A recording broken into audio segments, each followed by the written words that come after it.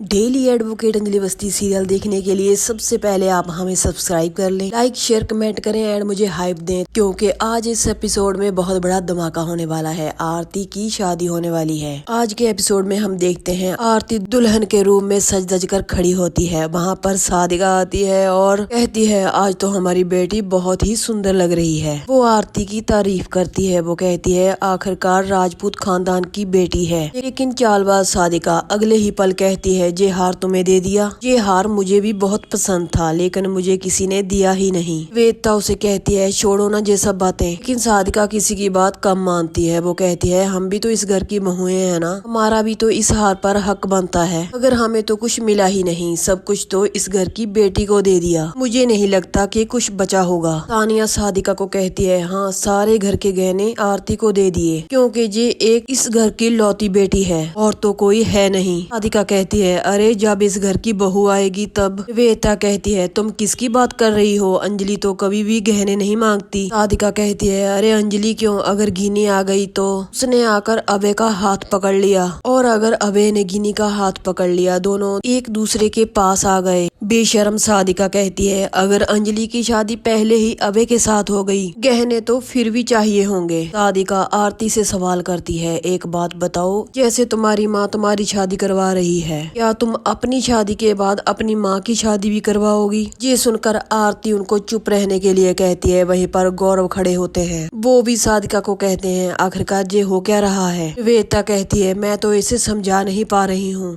आज आरती की शादी है, ये मेंटल टॉर्चर कर रही है उसे, तुम उस पर क्यों दबाव डाल रही हो? तानिया सबको रोकती है और कहती है रहने दीजिए ये सब बातें। सादिका उसे कहती है क्यों रहने दूं भाई, पता तो करना ही पड़ेगा, तभी तो गहनों का बंटवारा ठीक से हो पाएगा। ये सब गहने प्रॉपर्टी जमीन जायदाद बहुत ही खराब चीज है। सादिका कहती है ये वाला खानदानी हार जे हम अंजलि के लिए रख देते हैं, इस पर तो घर की बहू का ही अधिकार है। अब गिनी को तो ये इस जन्म में मिलने से रहा, वो तो अब बंगाली बहू बन गई है, दामोदर माजूमदार की बहू। अबे तो कभी गिन्नी से प्यार करता ही नहीं था, अबे तो बस अंजलि से प्यार करता है। सादिका अपने तीखे बोलों से बार पे बार करती जा रही है। आरती उसे कहती है मेरी माँ के बारे में इतनी गंदी बातें मत कीजिए, मैं इन सभी बातों पर विश्वास नहीं करती। मेरी माँ बुरी हो सकती है, लेकिन मैं इन बातों को कभी नहीं मानती। आरती जोर जोर से रोने लग जाती है। वो कहती है कि मेरी माँ बहुत अच्छी है। सादिका जोर जोर से हंसने लग जाती है और कहती है बहुत अच्छी है तुम्हारी माँ, लेकिन फिर भी उसके लिए थोड़े से गहने बचा कर रख देना, क्योंकि जब अमन सिंह राजपूत की विधवा नई दुल्हन बनेगी, वे सिंह राजपूत के हाथों अपनी मांग भरवाएगी, तो गहनों की जरूरत तो उसे पड़ने वाली है। वहाँ पर खड़े गौरव के सबर का बांध टूट जाता है। वो सादिका को कहते हैं लानत है तुम पर, मगर सादिका भी उन्हें कह देती है धमकी मत दीजिए मुझे, मैं इस घर की बहू हूँ, आपकी मेड नहीं हूँ। किस तरह से बात कर रहे हैं आप? निवेदिता बात को संभालती है, उसे कहती है गलती हो गई, शांत हो जाओ। सादिका निवेदिता को कहती है अच्छे तरह से समझा दीजिए अपने पति को, इनकी चहेती बहू अंजलि मुझे नागन कहकर बुलाती है, डस लूंगी मैं, समझे आप? अभी गौरव को अंजलि का फोन आता है। वो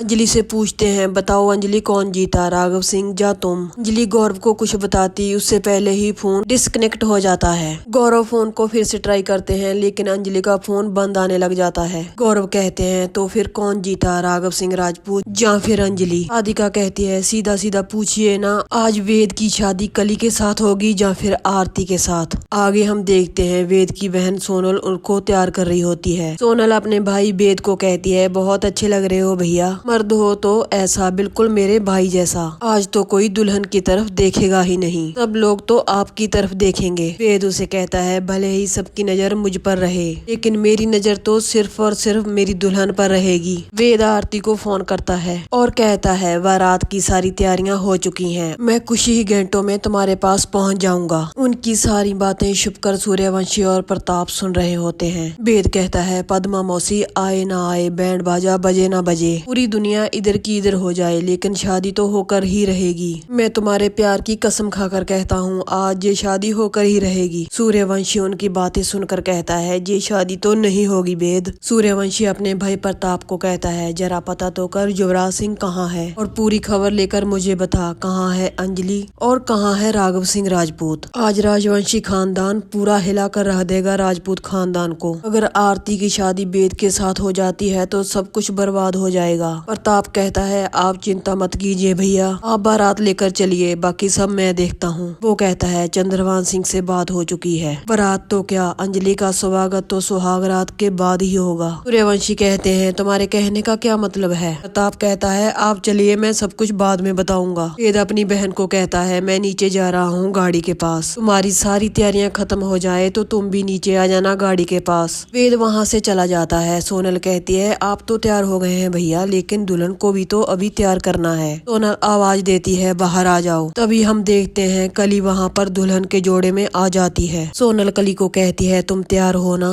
कली उसे कहती है हाँ, सिर्फ गहने पहनने हैं। सोनल उसे गहने पहनाने लग जाती है। कली जब पूरी तरह तैयार हो जाती है, सोनल उसे कहती है भैया और हम जब वहाँ पर पहुँचे उससे पहले ही तुम वहाँ पर पहुँच जाना, उसके बाद देखो मंडप में क्या खेल होता है। हम देखते हैं वेद बैंड बाजों के साथ बारात लेकर पहुँच जाता है। वेदा कहती है चलो सब लोग स्वागत करते हैं। गौरव कहता है लेकिन बड़े भैया तो अभी तक आए नहीं, मैंने उनको कितनी बार कॉल लगाया मगर वो उठा ही नहीं रहे। वैभव कहता है लेकिन उनके बिना हम स्वागत कैसे करेंगे, हो सकता है अदालत में टाइम लग गया हो, ऑर्डर लेट निकले हों। गौरव कहते हैं राघव सिंह राजपूत के बीच अंजलि को हराने की ताकत नहीं है। अभय सिंह कहता है अगर आज अंजलि जीत जाती है तो अपनी बेटी की नजरों में हमेशा के लिए हार जाएगी। गौरव कहते हैं अपनी औलाद के लिए हार जाना वो भी सबसे बड़ी जीत होती है, इससे बड़ी जीत और भला क्या हो सकती है। तभी सब लोग बारात का स्वागत करने के लिए चले जाते हैं। सब लोग बारात का स्वागत करते हैं। सूर्यवंशी पहला सवाल करता है राघव सिंह राजपूत जी कहीं दिख नहीं रहे। वेदा उन्हें कहती है आ ही रहे होंगे। तभी राघव सिंह की आवाज आती है मैं आ गया हूँ। गौरव पूछता है क्या हुआ बड़े भैया, कोई खबर। राघव सिंह राजपूत कहते हैं ये सब बातें हम बाद में कर सकते हैं, अभी सबके सामने ये बात करना